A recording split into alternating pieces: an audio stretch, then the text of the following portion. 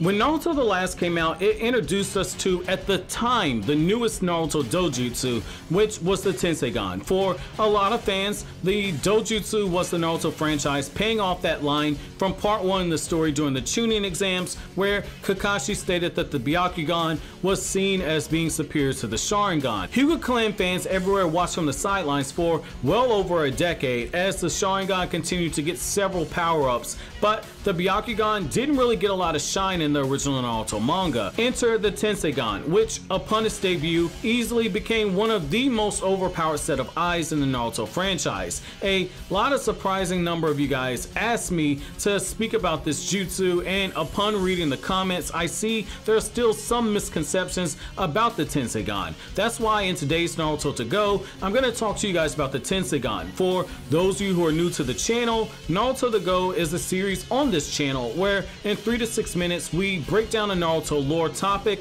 a character or a jutsu that you guys want explained in 3 to 6 minutes, which should be enough time for you guys to even make your own bowl of instant ramen. Diving right into the topic at hand, the Tenseigan is awakened when a member of the Suzuki clan implants the Byakugan from a Hyuga clan member into their eye socket, and then after they recover, the chakra of the Hyuga clan and the Suzuki clan merge together, and that's what awakens the Tenseigan, similar to how the Eternal Mangekyo Sharingan is attained by implanting the eyes of another Uchiha who has close relation and also possesses the Mangekyo Sharingan. Now, make no mistake, despite what a lot of people say, the boost that the Tenseigan gives is really massive. Toneri with this Tenseigan in the novelization for Naruto The Last stated that he could destroy the earth by using the moon and then use the Tenseigan itself to revive all life on earth after recreating the new humans in the image of himself and Hinata. Now, if you guys can already tell, the Tenseigan has the same creation abilities that we've seen the Sage of Six Paths mode users have. He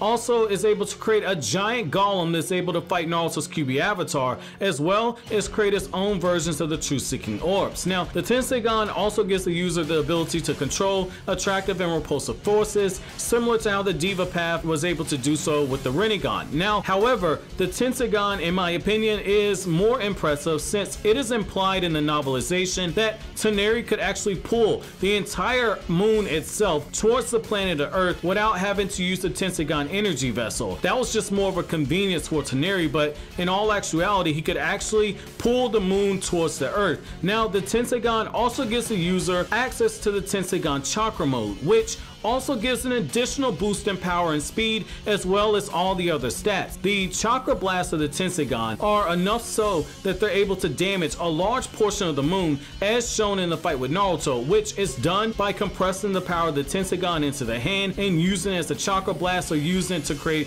a type of chakra weapon. Now, on top of all of that, the Tenseigan also gives the user the ability to use all 5 changes in chakra nature, as well as yin release, yang release, and yin yang release, and the user is also able to create things. And if that isn't crazy enough, the Tenseigan chakra mode also gives them the ability to fly through the air, which in my opinion is really cool. However, it should be noted that as we've seen with Sasuke's Rinnegan, after a certain amount of time has gone by and after enough chakras been used up, the Tenseigan will eventually revert back to being a normal Byakugan, which implies that once the user is able to recover enough of their chakra, the Tenseigan will then reactivate, which then will give them another boost in speed and power on top of their base. Now, I did reread Naruto The Last, the novelization, and take a look at the data book, and I forced myself to watch Naruto The Last, which you guys know I cannot stand that movie, but I forced myself to watch it just to make sure there wasn't something I was overlooking,